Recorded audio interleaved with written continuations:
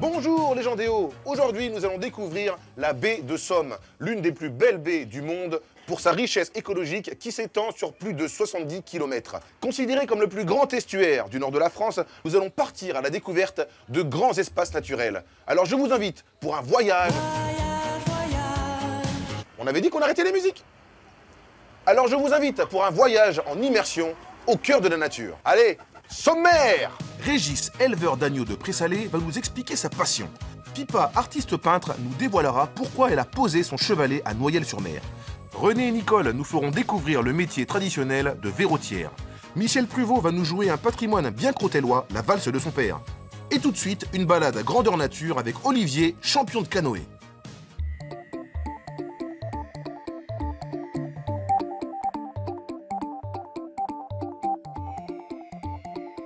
Me voilà à la pointe du Hourdel, au sud de la baie de Somme. Je vais y rencontrer Olivier Pétillon, champion de France de canoë. Le Hourdel et son phare emblématique blanc et vert marquent l'entrée de la baie de Somme. C'est dans cet endroit magnifique que l'on trouve la plus grande colonie de phoques en France. Il va m'expliquer où voir ces veaux marins, tout en gardant nos distances afin de ne pas les effrayer. Mais n'ayez crainte les phoques, c'est moi qui suis effrayé.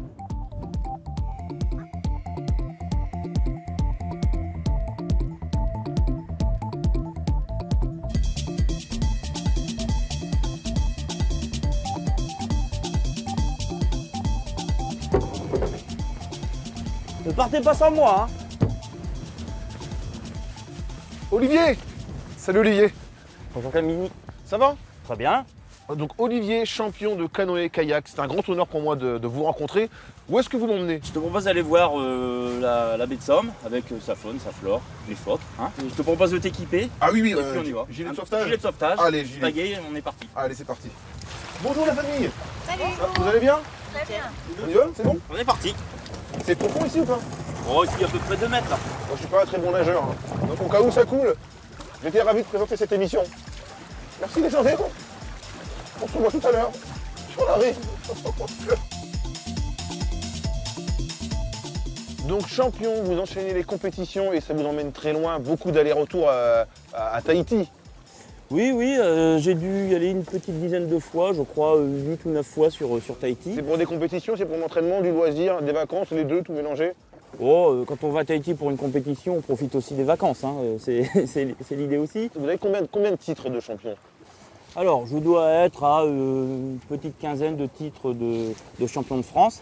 Les entraînements, ça va être dans la journée, ça va être de 2 heures, 3 heures selon le profil de la course qu'on va faire, parce qu'il y a des courses de vitesse et des courses de longue distance. Et on a des courses de longue distance qui peuvent atteindre plus de 150 km. Et au niveau de la faune, de la flore, il y a les phoques et il y a quoi d'autre? Alors vous avez pas mal d'oiseaux. En baie, c'est une zone migratoire. Ah, tiens, regarde, là tu as un phoque. Ah bah voilà. Ah bah je vais me mettre dans ce sens-là. C'est un veau marin. Je crois que j'ai jamais vu un phoque d'aussi près. Hein. Alors ici, il y a deux types de phoques. Il y a le phoque gris, le phoque veau marin. Celui qu'on voit là, c'est un veau marin. Alors ce phoque-là peut atteindre 190 kg à peu près, mais en moyenne, c'est entre 120 et 150 kg. Et pour un petit 2 mètres. En cette période, il faut faire très attention, c'est parce qu'on va arriver dans la période des naissances. Et donc, si le phoque est trop dérangé, il peut partir à l'eau et le jeune peut être séparé de sa mère.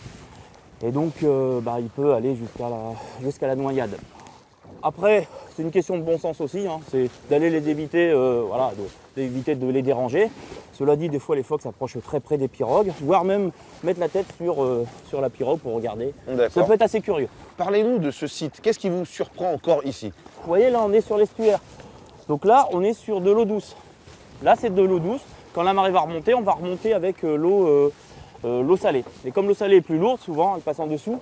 Donc ce qui arrive, c'est que des fois, on se retrouve en pleine baie avec des zones d'eau douce alors qu'on est à marée montante. Bah, vous voyez, tout ce qui est à droite, c'est démontable. Alors, c'est une lecture, hein, il y a une lecture de l'eau à avoir, Ouais. mais qui peut être neutralisée ou brouillée par quand on a beaucoup de vent. C'est-à-dire qu'on n'arrive plus à lire l'eau. Et vous savez quoi, moi j'ai envie de pagayer avec vous, je vais vous aider. Bah écoute, regarde, Vous allez m'apprendre comment ça fonctionne. j'ai ce qu'il faut. Ah, super. Voilà, alors en haut, la poignée du haut, c'est ce qu'on appelle l'olive. Ok. Tu as le manche, et en bas, tu L'olive. as la pale. Alors on a des codes, nous, en pirogue. Hop. Donc quand on change de côté, il y a Ouais. une personne qui va donner le top de changement. Cette personne-là, qui donne le top de changement, ça s'appelle le taré. Le taré. Voilà. Alors Ok. si tu veux faire le taré, Camini, il n'y a aucun souci. Ça me va très bien, hein. Je pense que c'est un peu dans ma nature même, je dirais. Hein.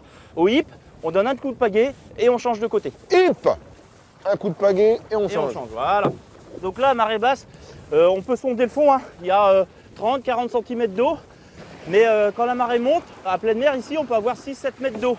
Donc vous voyez la différence, ça crée de forts courants. Et ces forts courants, quand on a des gros coefficients, créent une vague. Et la vague peut atteindre, j'ai déjà eu, presque 1 mètre. Ah ouais. Et nous, en pirogue, on s'amuse à la surfer. Nous sommes arrivés à bon port. Bon, la famille, merci, hein. À la prochaine. Si, la famille, si, la famille. Voilà, Camini, on est arrivé au blocos. Bah ouais. On a les phoques en face. On peut dire quand même, le climat là, ici en baie de Somme, c'est assez particulier. On pensait qu'il ferait beau, mais Quel Mais climat. non. Il n'y a non. pas de climat ici. Et là-bas, c'est le... Le Hourdel, un petit peu là on le voit pas, mais derrière tu as le phare du Hourdel. Et tout au fond là-bas, dans la brume, c'est Saint-Valery-sur-Somme. Là on vient de faire à peu près 7-8 km 7-8 km quand même, hein, à la pagaie, à la force des bras. à la force des bras. À la force de tes bras surtout. Non, ça a été, le courant nous a pas mal aidé. Bah, je te rends la pagaie quand même. Hein. Merci. Olivier, merci, hein, merci beaucoup. Ok. Merci. Famille. Pour cette prochaine rencontre, nous voilà du côté de Saint-Valery-sur-Somme. De Guillaume le Conquérant à Jeanne d'Arc, cette cité médiévale a connu une histoire bien mouvementée, tout comme les agneaux de Pressalé, qui avec leurs bergers transhument au rythme des marées. On atteste la présence de moutons dans la baie de Somme depuis le XVe siècle. Aujourd'hui, l'agneau de Pressalé est devenu une appellation d'origine protégée. Régis, berger de père en fils, 5e génération, va nous emmener en transhumance pour rejoindre les Molières. À la cérémonie des Molières. Et en plus, on a dit qu'on arrêtait les musiques. Les Molières, la partie végétale de la baie de Somme, recouverte par la mer lors des grandes marées. Bon, allez, Régis, expliquez-leur tout ça. Pressalé, c'est là où on est justement, c'est les Molières. C'est les Molières, c'est l'herbe qui nous entoure et qui forme naturellement la baie. Et c'est cette herbe qui est régulièrement inondée par la mer, par gros coefficients, et qui naturellement nourrit nos brebis. Nous sommes éleveurs, oui, puisque c'est quand même l'élevage au vin en général, et en particulier quand même en baie. Soit il est familial, soit il est collectif. Nous, on est plusieurs frères à travailler ensemble. Bon, moi, je m'occupe principalement de tout ce qui est plaine, gestion de la plaine, du foin, puisqu'on fait pas mal de foin aussi. Ça, c'est une des bases de l'alimentation de nos brebis. Sur nos brebis, tous les ans, début juin, suivant la marée encore, on gère la tonte, on enlève nos brebis, c'est-à-dire qu'on les allège de leur laine, de façon à pouvoir profiter du soleil et qu'elles se développent un peu plus. On tombe en 3 jours, sur 3 journées. Donc on part de Noyelles le premier lot, c'est-à-dire qu'en fin de journée, on est censé traverser là en face de Saint-Valery. Donc il nous faut un coefficient, une marée basse pour pouvoir passer. Sinon on ne peut pas traverser et les ramener en baie, puisqu'il y a le deuxième lot qui revient. Donc forcément ça a un lien avec la mer et les coefficients et les heures de marée. On a une période d'agnelage en hiver, de janvier, on va dire globalement janvier, 20 février. Après une période de développement aussi de notre agneau, jusqu'à au maximum 90 jours en bergerie. Mi-mars, début avril, suivant les conditions météo, on part. Il faut obligatoirement une certaine durée de pâturage. Et donc, la commercialisation ne débute en général que fin juin, début juillet, pour répondre au cahier des charges AOP, qui nous oblige à rester au minimum 75 jours pour les premiers agneaux vendus à l'herbe, c'est-à-dire directement sortis de la baie. On a 2 sites d'agnelage. Au total, il y a à peu près 2000 brebis agneaux, quoi, on va dire. Bon. Le lien, nous, on n'est pas très loin, mais bon, Pinchevalise, mais entre la terre et la mer, ça, pour nous, c'est impératif, c'est vital. Sinon, notre élevage disparaît. On a une belle vie. Mais une vie de travail et de dur labeur, faut pas l'oublier.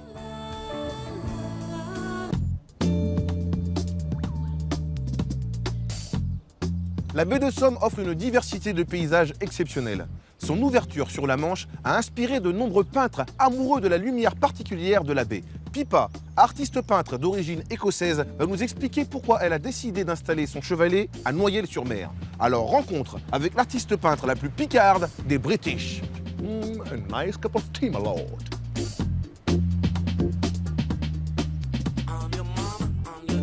Avec sa plage du Nord exposée plein sud et son cadre exceptionnel au cœur de la baie de Somme, le Crotoy offre une vue idéale pour capter les reflets des couleurs de la baie. Même quand on vous dit de venir en maillot de bain, prenez quand même votre parapluie. Ici, la météo est très changeante. Ça me donne envie de chanter I sing in the rain, just Singing in the rain, what a glorious feeling, I'm happy again. I'm laughing at clouds so dark up above. The sun's in my heart. Bonjour. Bonjour Pippa, Bonjour. comment ça va? Très bien. Très, Il très fait bien. beau, parfait pour moi. Alors, c'est ici que vous venez peindre. Oui, oui, c'est toujours, presque tous les matins, tôt. Mais j'aime, comme aujourd'hui, c'est les couleurs un peu gris et parce que le soleil, il blanche la couleur un peu. Mais alors, pourquoi la baie de Somme? Je pense que les gens viennent ici pour transcender un peu. C'est vrai Parce que le c'est terre- apaisant et c'est très calme. Oui, beaucoup de gens viennent de la ville et je pense qu'ils viennent ici pour la sensation, pour éternité et transcender. Combien de temps vous mettez pour faire une œuvre? On doit travailler très vite parce que si tu penses, tu réfléchis trop, tu travailles de la tête. Mais si tu réactes c'est une réaction pour qu'est-ce que tu vois, c'est plus intuitif, spontané. Pourquoi c'est si difficile de maîtriser le gris? Pourquoi ça prend du temps? Parce que tout le monde pense que gris est noir et blanc et il n'y a pas.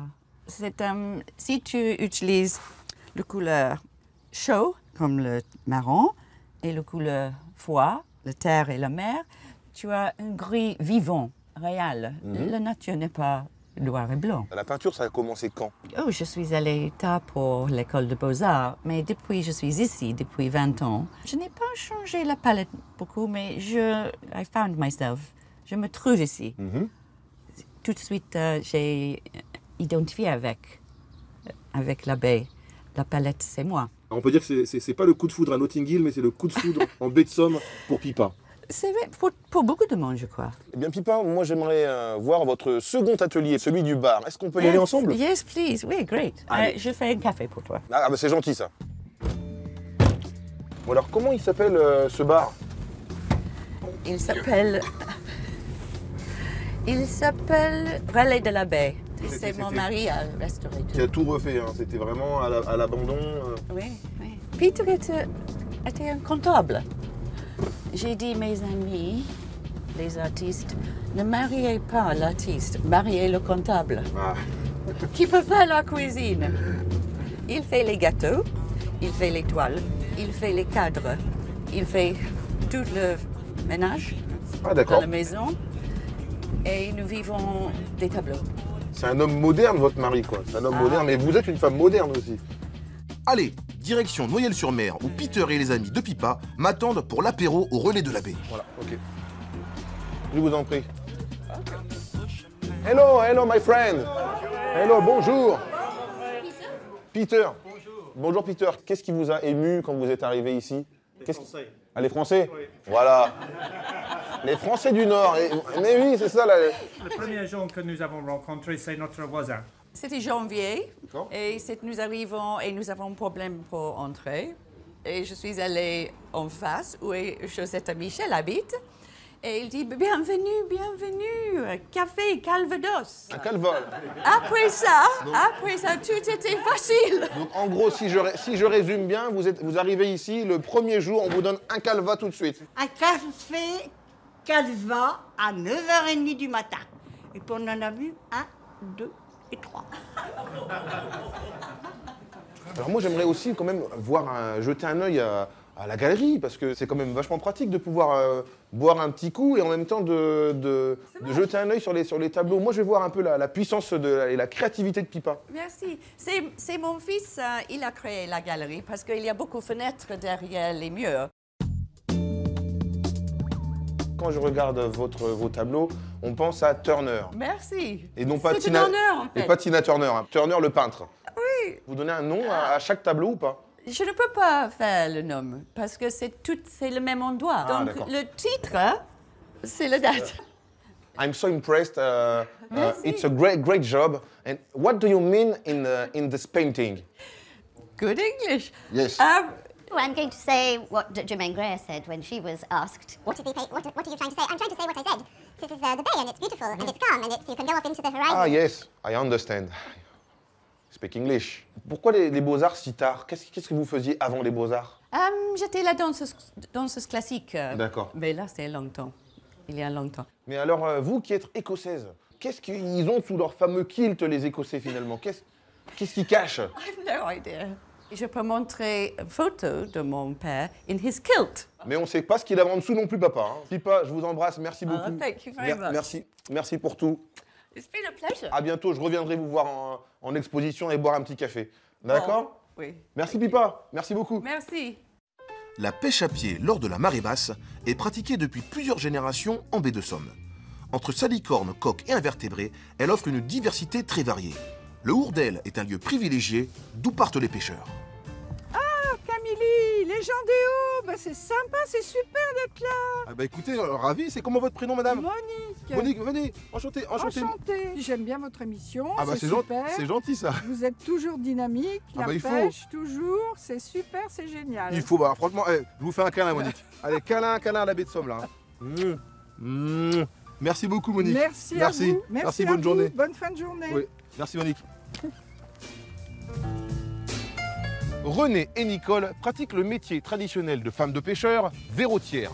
Alors certains savent ce qu'est le métier de verrotière, mais je suis sûr à la maison il y en a, je sais pas c'est quoi moi. Eh bien verrotière, c'est l'art d'attraper des invertébrés. Ils servent d'appât pour la pêche. Autrefois, elles étaient nombreuses à pratiquer ce métier, mais de nos jours, elles ne sont quasiment que les deux seules en baie de Somme. Alors rencontre avec ces deux passionnés qui perpétuent la tradition.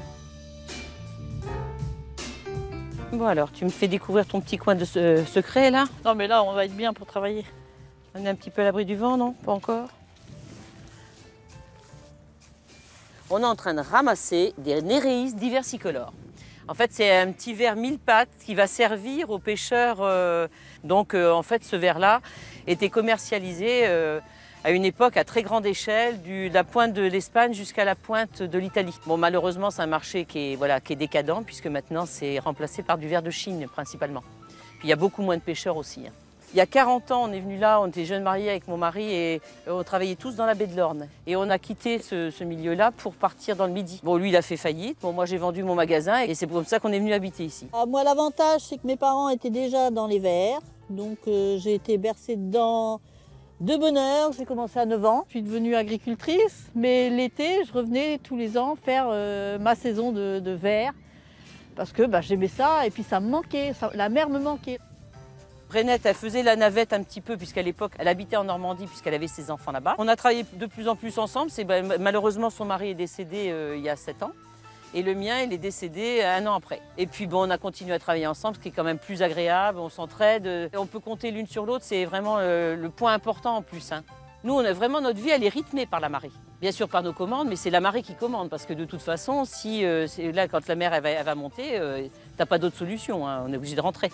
On peut passer 20 fois au même endroit. On est quelques mois sans revenir à cet endroit-là. Entre-temps, il y a eu des marées, il y a eu du vent, il y a eu tout ça. Et vous revenez, ça a complètement changé. On a une végétation qui a poussé. Avant, c'était que de la vase. Quand on est arrivé il y a une quarantaine d'années, c'était quasiment que de la vase. Il faut redécouvrir des terrains. Approximativement, on sait où se trouvent les vers. Mais des fois, on arrive, on reste bouche bée parce qu'on a quitté des terrains qui étaient quand même assez prolifères et on revient. Il n'y a plus de terrain, il n'y a plus de vers, il faut rechercher d'autres terrains. Si on m'avait dit il y a 40 ans, quand je venais faire les vers avec mon mari, tu vas retourner dans la Somme ramasser des vers, je t'aurais dit il va te gratter. Puis finalement, je vais finir ma carrière dans la baie de Somme. Mon mari étant plus là, normalement c'était lui qui était passionné par ça. Et puis finalement, bon, ça me convient très bien. Pour ma dernière rencontre, je suis de retour à Le Crotoy en bord de Manche. À quelques pas du Café du Port, je me rends au Magic Mirror pour un bal musette où je vais valser au rythme de l'accordéon. Comme un destin tout tracé, Michel Pruvot monte sur scène dès l'âge de 13 ans avec son accordéon pour accompagner l'orchestre de son papa. Amoureux du Crotoy, Jacques Pruvot va composer la valse crotelloise. Cette chanson devient l'hymne des Crotellois. Michel va nous expliquer comment il a vécu cette succession qui a fait de lui l'un des plus grands accordéonistes de sa génération.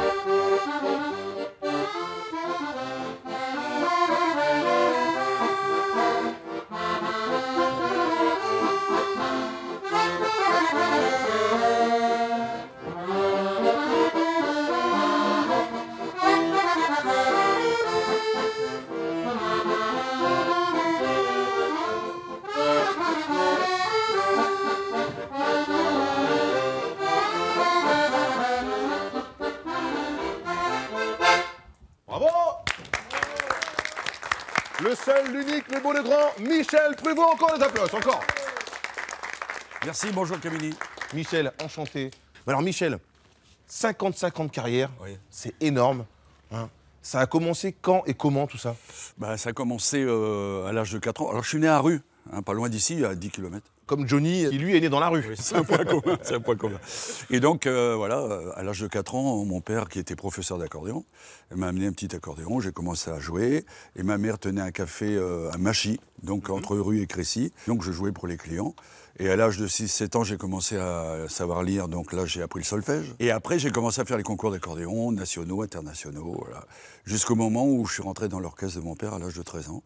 Et là, depuis ce temps-là, je suis sur les planches. Alors Michel, parlez-moi de l'histoire de la valse crotelloise. Alors c'est une valse qui, tout naturellement, est née au Crotoy. Pourquoi? Parce que mon père faisait la saison, tout l'été, au Café du Port. Donc il jouait tous les jours, avec son batteur Tintin. Et il y avait quelqu'un ici, on l'appelle le poète crotellois, Henri Douady. Et donc à l'époque, c'était quoi? C'était les 45 tours? On va dire même des 30 cm. La diffusion se faisait comme ça, en vendant les formats. Ouais. Les chansons, et les gens apprenaient la chanson comme ça. Et mon père l'a enregistré, et puis moi, quelques années plus tard, avec donc le parolier Henri Douady, je l'ai enregistré. C'est la pochette d'un 45 tours qu'on a tourné, qu'on a fait sur le port. Combien de concerts en 55 ans de carrière? J'ai eu une période où j'en faisais 200-250 par an. Ouais. Alors là, en 55 ans, ça fait du monde. Il y a beaucoup de couples qui se sont mariés dans mes balles. Donc un accordéon et en même temps Cupidon, quoi. Vous êtes là, vous formez des couples dans l'été dansant et dans les concerts. Les couples se forment et certains se déforment, voire même se gondolent à Venise. Et alors du coup, donc ça fonctionne comment quand on apprend vraiment l'accordéon? C'est partition, c'est comme au piano. Ah oui. D'abord solfège, ensuite partition, et ensuite on... Il y a, allez, on va dire 2 ans de solfège. Hein, quel sol, quel fa. Et après, on commence avec les méthodes d'accordéon, à travailler les gammes. Et au bout d'un moment, quand ça marche bien, les concours. Mon père avait une centaine d'élèves. Donc il faisait les cours particuliers. Et c'est comme chez le cordonnier. Le plus mal chaussé, c'est le fils du cordonnier. Donc moi, je ne l'avais pas comme prof, que le dimanche. Mais à l'époque, j'avais 2 passions, ça et le vélo. Et donc, je voulais être coureur cycliste. Enfin voilà, le choix a été fait, accordéon, puis bon, je m'en plains pas. Ouais, ça vous a plutôt réussi. Hein. Si j'avais fait vélo, je ne serais plus sur le vélo maintenant. Parce qu'on va quand même évoquer la disparition d'Yvette Horner. C'est une virtuose. Hein, non seulement pas accordéon, parce qu'elle était pianiste. Et c'est sa mère qui, un jour, à Tarbes, lui a dit « Mais il n'y a que des mecs qui jouent de l'accordéon, il n'y a pas de filles.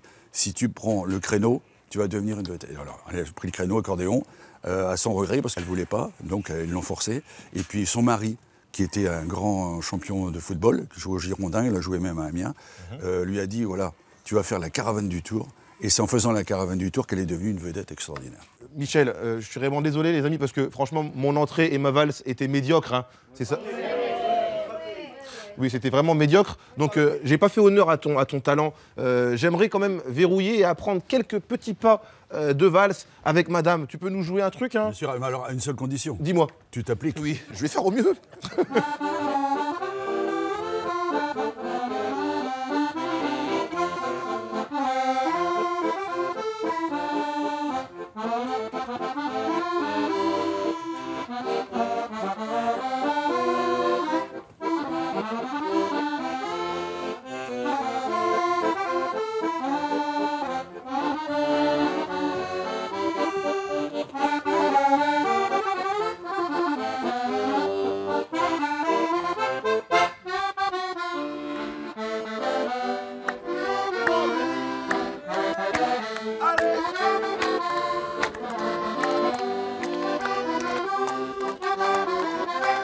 J'aime les filles du trottoir, j'aime les filles de la médecine, j'aime les filles du vieux port, j'aime les filles du concours.